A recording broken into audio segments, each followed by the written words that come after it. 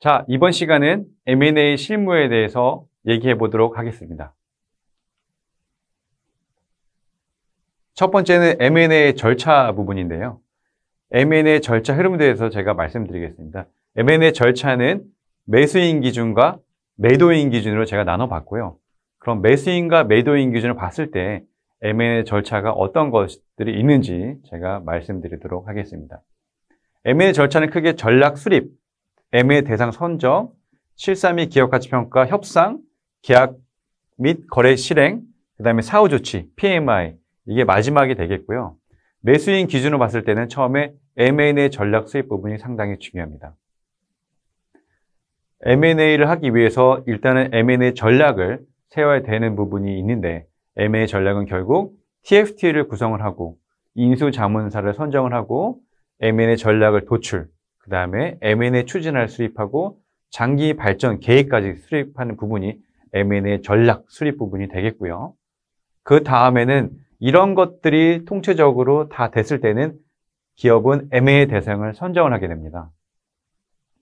M&A 대상을 선정하기 위해서 정보 자료를 수집을 해야 되고요. 인수 후보군을 또 선정을 하고 인수 대상 후보 리스트를 선정을 해야 됩니다. 한 회사의 M&A를 위해서 이렇게 다양하게 정보 수집까지 하고 인수 후보군을 만들어서 실질적으로 인수 대상 후보를 숏리스트까지 만들어야 되는 부분이 있기 때문에 M&A 대상 선정할 때 이 프로세스 상에서 어떻게 보면 시간이 상당히 좀 많이 걸릴 수도 있다는 점 여러분께서 인지하시기 바랍니다. 그 다음에 이제 인수 대상 기업 초기 접촉 및 타진인데요. 사실상 처음에는 인수 대상 기업을 접촉하는 부분이 상당히 어렵기 때문에 M&A 인수 자문사에서 먼저 조심스럽게 인수 대상 기업의 초기 접촉을 하게 됩니다. 그 다음에 초기 접촉을 하고 과연 이 대상 회사가 매각 여지가 있는지 대해서 조심스럽게 타진을 하게 되고요. 이랬을 때 이런 대상 회사가 실적으로 매각 가능성을 내비쳤을 때는 그 다음 단계 서로 양자 이해를 하고 나서 실사 및 기업가치 평가로 넘어가게 됩니다. 인수하기 위해서 이런 인수 대상 회사에 인수 의향서를 제출하고 실사 계획을 또 수립해야 되고요. M&A 자문사와 재무회계 자문사가 이런 실사 프로토콜을 소유를 하면서 실질적으로 컨설팅 펌이라던가 법률 자문사, 재무회계 자문사들과 함께 이런 실사를 수행하게 됩니다. 실사를 수행을 하면서 실사 결과를 도출을 하고 이 나타낸 실사 결과가 실질적으로 기업가치 평가에 반영이 돼야 되는 부분이 있고요.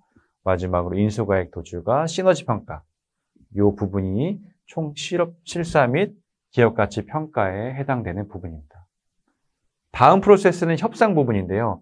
기업가치 평가가 끝난 다음에 이 회사를 적정하게 이 가격에 인수를 하겠다라는 전략이 수립됐을 때는 실질적으로 인수 대상 회사에 접촉을 하고 협상을 시작을 해야 되고요.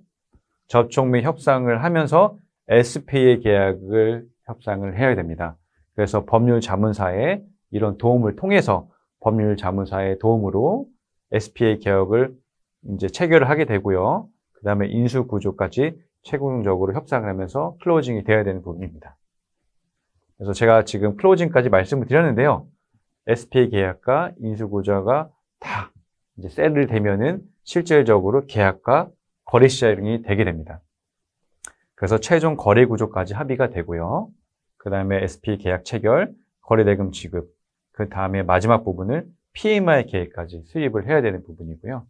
마지막으로 이제 모든 계약과 거래 실행까지 끝났다 하면 사후 조치로 포스트 머저 인테그레이션이라고 하는 사후 조치를 이제 회사는 실행을 해야 됩니다. 사후 조치는 조직 진단 및 직무 평가, 시너지 전략 실행, 그 다음에 전사 통합 커뮤니케이션 네트워크 수립, 조직 구조 및 인력 통합, 또 기능별로 뭐 파이낸스라던가 HR, 텍스, IT, 오퍼레이션 다양한 기능별 통합 이런 것들을 하여야 총 인수가 마무리된다라고 보시면 될 것 같습니다. 다음에는 매도인 기준의 절차 흐름도입니다. 매도인 기준에는 매각 준비, 매각 작업 개시, 실사 대응, 협상 및 계약 종결, 종결 후 사후 조치 이렇게 총 5단계로 매도인의 M&A 절차가 있다라고 보시면 되고요. 매각 준비는 이제 매도자가 실질적으로 매각 목표가 무엇인지, 내가 왜 매각을 해야 되는지 이런 목표를 정해야 되고, 또한 매각 시기를 결정하게 됩니다. 그러면서 매각 자문사를 선정을 해야 되고요. 매각 자문사와 함께 매각 일정을 확인하고 투자 속에서 보통 티저와 IM을 작성을 하게 됩니다. 이런 것들은 다 매각 자문사가 해야 되는 부분이고요. 또한 잠재 매수자를 파악을 하고 분석을 하면서 과연 어떤 회사들이 나의 회사를 인수할 것인가, 그런 것까지 분석을 하게 되고, 또 예상 매각가까지 미리 매각 준비를 하면서 파악을 해야 됩니다. 그 다음은 매각 작업 개시 부분인데요. 실질적으로 매각 작업을 개시할 때는 잠재 매수사를 선정을 하고요. 또한 잠재 매수자를 접촉을 하던가 아니면은 반대편에서 미리 접촉을 해오는 경우도 있기 때문에 이런 프로세스 상에서 잠재 매수자와 이 얘기를 하고 티저를 배포를 하고 비밀 유지 협약서라는 NDA와 CA를 체결하게 됩니다. NDA가 뭔지 CA가 뭔지 여러분께서 아직 좀 궁금해하시고 할 텐데, 이 부분은 제가 나중에 리걸 부분을 얘기할 때 다음 챕터에서 제가 좀 더 세세하게 얘기해 주도록 하겠습니다. 매각 작업을 개시할 때 또한 IM 및 인비테이션 패키지를 배포를 하는데요. IM은 Information Memorandum이라는 투자 설명서고요. 인비테이션 패키지는 이 회사에 대해서 IM이 포함되고 NDA와 CA가 포함되어 있고, 나는 이 회사에 인수할 테니 인수 의향서를 주겠다라는 LOI까지 포함된 것이 이 인비테이션 패키지라고 할 수 있습니다. 또한 매각 자문사는 데이터룸을 준비하면서 회사의 정보, 회사의 이런 재무 정보라던가 정관 이런 것들을 포함한 회사의 모든 그 자료를 이 데이터룸에 준비를 시키고요. 그 다음에 경영진 PT와 LOI 접수를 받는데요. LOI는 말씀드린 대로 보통 인비테이션 패키지 안에 같이 들어가 있다, 이렇게 보시면 될 것 같습니다. 그 다음에 실사 대응인데요. 이제 이런 지금 데이터룸 작업과 IM 및 인비테이션 패키지 배포 작업이 끝나면 매각 주체와 매도 자문사는 실사 대응을 하게 되고요. 과연 실사 참가 잠재 매수자를 선정을 하고요. 이제 데이터룸을 오픈하면서 자료를 제공하면서 이제 실사를 개시할 수 있게끔 자문사가 만들어주고, 경영진 PT를 또 이때 보통 많이 하기도 합니다. 그래서 공장 및 주요 시설을 방문하고 M&A 초안과 SPA 초안을 실사를 대항하면서 배포를 하게 됩니다. 최종 인수 제안서를 접수하고요. 인수 제안서에는 인수 구조와 조건, 가격 이런 것들이 들어가 있고요. 인수 제안서는 인비테이션 패키지에 또한 포함되어 있다, 이렇게 여러분들이 이해하시면 될 것 같습니다. 그 다음은 협상 및 계약 종결인데요. 아까 매수자의 협상 및 계약 종결과 거의 비슷하고요. 실질적으로 이제 최종 입찰 결과를 분석하고 필요할 때는 2차 입찰까지 하고 우선 협상 대상자를 선정을 하고요. 만약에 우선 협상 대상자와 계약이 불발될 경우를 대비를 해서 차선 협상 대상자까지 선정을 하게 됩니다. 그 다음에 MO를 체결을 하고요. 필요시한 상세 실사를 하고 최종 SPA 협상을 통해서 SPA 체결을 하는 단계가 이 단계라고 보시면 될 것 같습니다. 자, 마지막 단계는 종결 후 사후 조치 부분입니다. 기업 결합 신고, 대주주 적격 승인 이런 것들은 실질적으로 매도자가 대응을 해줘야 되는 부분이기 때문에 매도자가 이런 것까지 다 대응을 해줘야 되고요. 그 다음에 거래 종결 조건을 충족시키기 위해서 또한 매도자가 매수자와 함께 같이 지금 대응을 해줘야 되는 부분입니다. 마지막에는 이제 최종적으로 이런 이제 것들이 끝나면 주식이 양도된다라고 보시면 될 것 같습니다. 자, 이렇게 해서 매도인 기준과 매수인 기준의 M&A 절차 흐름들을 여러분이 보셨고요. 이제 양자 기준에서의 M&A 프로세스인데요. 사실 아까 제가 말씀드린 그 부분과 많이 일치하는 부분이라서 이 부분은 제가 간략하게 그냥 말씀만 드리도록 하겠습니다. 매수인과 매도인은 실제적으로 정보가 일단 매칭이 되어야 됩니다. 매수자는 매수를 의뢰를 하고 매도인은 매도를 의뢰했을 때 서로의 이런 의뢰 사항이 매칭이 된다면 양자 간의 이런 언더스탠딩을 통해서 다음 절차로 넘어가게 되고요. 다음에는 이제 교섭 개시 및 LOI 제시, 사전 DD, Preliminary Due Diligence, 사전 실사라고 얘기를 하는데 이런 부분을 지금 매수인과 매도인이 서로 코퍼레이션을 통해서 하게 되는 부분이고요. 이때는 서로 LOI를 주고받고 서로 NDA와 CA를 체결하고 실사를 수행하기 위해서 자료를 일부 제공해주고 기업가치 평가를 수행하는 부분이라고 보시면 될 것 같고요. 그 다음에는 서로 MOU를 주고받으면서 MOU를 체결하고 배타적 우선 협상권을 통해서 거래를 더 집중 있게 보게 되게 됩니다. 그 다음에 MOU를 체결한 다음에 상세 실사를 하게 되고요. 상세 실사를 통해서 최종 구조를 반영하면서 협상을 하게 됩니다. 최종 협상이 끝나면 이제 SPA 계약을 체결을 하게 되고요. 그 다음에는 아까 말씀드린 대로 정부 인허가 조건, 계약 종결 선행 조건 이런 것들을 매수인과 매도인이 서로 이행을 하면서 거래 종결을 준비를 시키고 마지막 프로세스로 최종 대금이 지급되고 주식이 양도된다라고 보시면 됩니다. 그 다음에 사후관리는 실질적으로 매수인에 해당되는 부분인데 매수인은 PMR을 실시를 하고 인수를 한 다음에 이 회사를 경영하고 또 매수 후에 이행해야 될 부분이 있기 때문에 매수 후 이런 의무 이행까지 해야 되는 단계를 사후관리 단계다라고 보시면 될 것 같습니다. M&A 프로세스상 매각 방식 및 장단점에 대해서 말씀드리도록 하겠습니다. M&A는 공개 경쟁 입찰, 제한 경쟁 입찰, 개별 협상 이렇게 지금 세 개로 이제 매각 방식이 나눠지고요. 공개 경쟁 입찰은 다수의 잠재 인수자가 대상이고요. 경쟁 구도 조성을 통한 협상력 강화, 매각 대금 최대화 목표 달성에 유리하고요.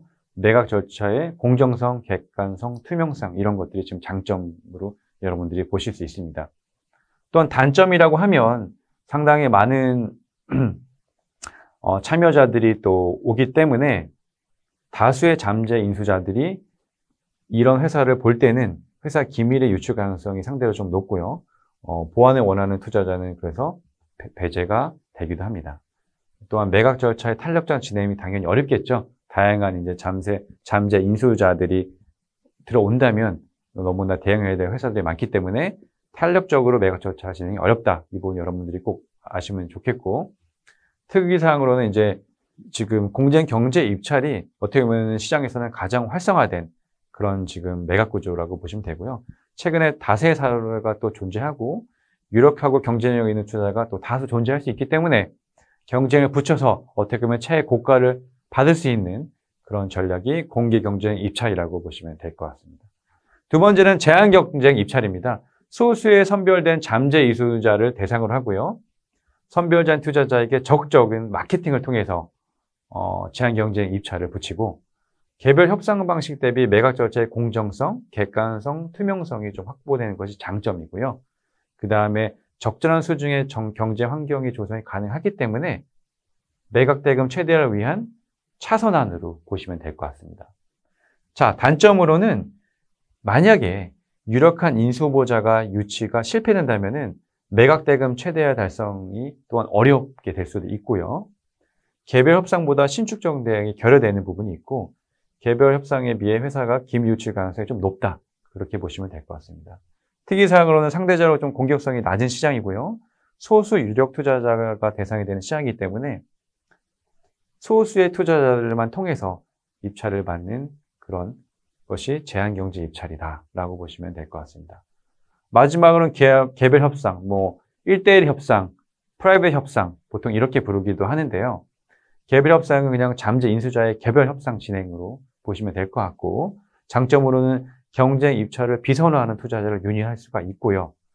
회사의 기밀 자료가 제한된 투자자에게만 제공되기 때문에 사실은 보안 이슈가 어떻게 보면은 가장 덜한 그런 협상이 개별 협상이라고 보시면 될 것 같습니다. 매각 완료까지 유연성을 유지하기가 가능하기 때문에 시간이 좀 더 걸리더라도 유연하게 매각을 가져갈 수 있는 게 어떻게 보면 장점이라고 얘기를 할 수 있습니다. 단점으로는 경쟁 제한으로 매각 대금 최대화 좀 불리한 부분이 있고요.